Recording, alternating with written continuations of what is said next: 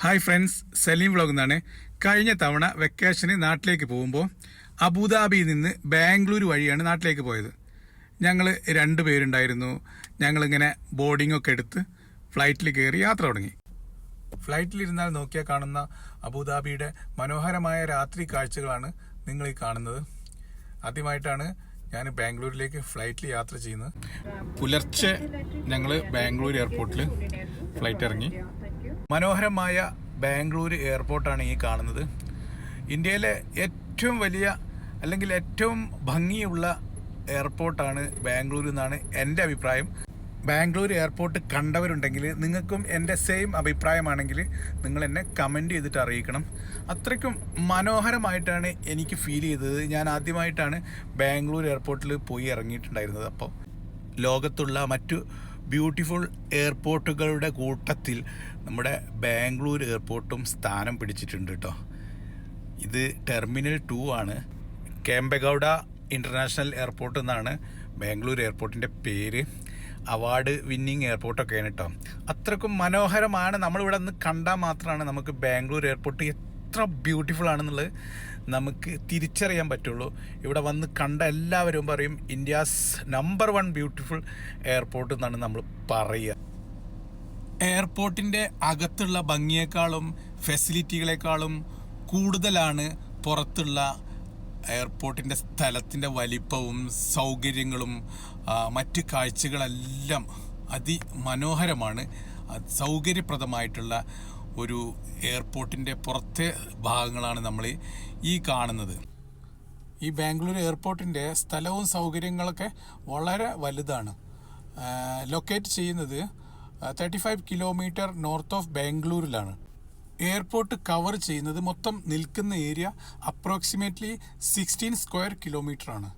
അതായത് ഒരു 4000 ഏക്കർ വരും. നിരവധി വലിയ കമ്പനികളുടെ ഹബ്ബ് ഇവിടെ ഉണ്ട്. എയർ ഇന്ത്യയുടെ, അലയൻസ് എയറിൻ്റെ, DHL ഏവിയേഷൻസ്, ഫെഡെക്സ് എക്സ്പ്രസിൻ്റെ, സ്റ്റാർ എയറിൻ്റെ ഒക്കെ ഹബ്ബ് ഇവിടെ പ്രവർത്തിക്കുന്നുണ്ട്. അതുപോലെ എയർ ഇന്ത്യയുടെയും ആകാശ് എയറിൻ്റെയും ഇൻഡിഗോയുടെയും ഓപ്പറേറ്റിംഗ് ബേസും ഈ എയർപോർട്ടിലുണ്ട്. ഈ കാണുന്ന കെട്ടിടങ്ങളും ഈ സ്ഥാപനങ്ങളെല്ലാം ഈ എയർപോർട്ടുമായി ബന്ധപ്പെട്ട ഓരോന്നാണ്. നമ്മൾ ബസ്സിലിരുന്ന് ഓടി കാണുമ്പോൾ പോലും ഇത് കണ്ടു തീരുന്നില്ല. അത്രയ്ക്കും ബിൽഡിങ്ങുകളും സ്ഥാപനങ്ങളുമാണ് നമുക്ക് കാണാൻ കഴിയുന്നത്. കൊച്ചിയിലേക്കുള്ള ഞങ്ങളുടെ ഫ്ലൈറ്റിന് ഇനിയും സമയമുണ്ടല്ലോ എന്ന് കരുതി ഞങ്ങൾ പുറത്തേക്കൊന്ന് ഇറങ്ങി. ഇവിടെ ഇങ്ങനെ നോക്കുമ്പോൾ ഈ കാണുന്ന സ്റ്റാച്യു കേംപെഗൌഡ സ്റ്റാച്യു ആണിത്.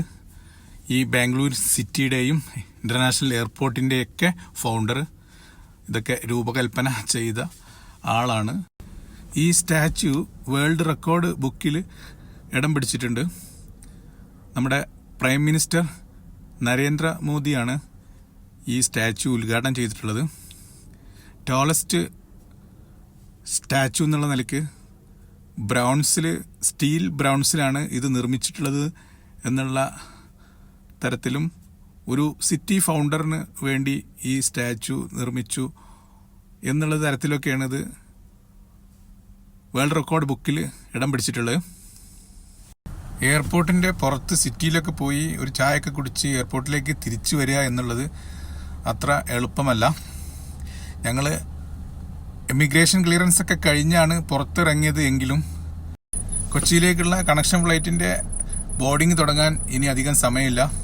അതുമാത്രമല്ല, എയർപോർട്ടിൽ നിന്നും സിറ്റിയിലേക്ക് 9 കിലോമീറ്റർ പുറത്തേക്ക് വണ്ടി ഓടണം, എന്നാലേ സിറ്റി എത്തുള്ളൂ. അത്രയ്ക്കും നീണ്ടു കിടക്കുകയാണ് എയർപോർട്ടിൻ്റെ ലാൻഡ്. എയർപോർട്ടിൻ്റെ സ്ഥല സൗകര്യങ്ങൾ അത്രയ്ക്കും വലുതാണ് എന്നാണ് ഞാൻ ഈ വീഡിയോയിൽ പറഞ്ഞ് വെക്കാൻ ഉദ്ദേശിക്കുന്നത്.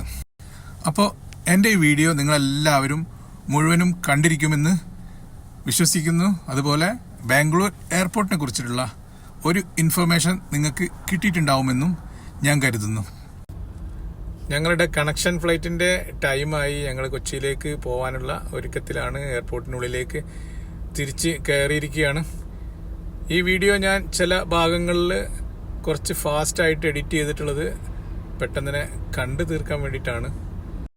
ബാംഗ്ലൂർ എയർപോർട്ടിനെ കുറിച്ചും ഞങ്ങളുടെ യാത്രയെക്കുറിച്ചും വിവരിക്കുന്ന ഈ വീഡിയോ നിങ്ങൾക്കെല്ലാവർക്കും ഇഷ്ടമായിട്ടുണ്ടാവുമെന്ന് വിചാരിക്കുന്നു.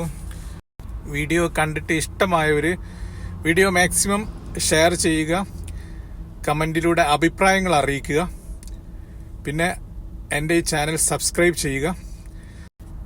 എന്തെങ്കിലും പോരായ്മകളും നിർദ്ദേശങ്ങളും ഉണ്ടെങ്കിൽ അതും കൂടി കമൻറ്റിലൂടെ അറിയിക്കുക. അടുത്ത വീഡിയോ വരുന്നവരെ എല്ലാവർക്കും നമസ്കാരം.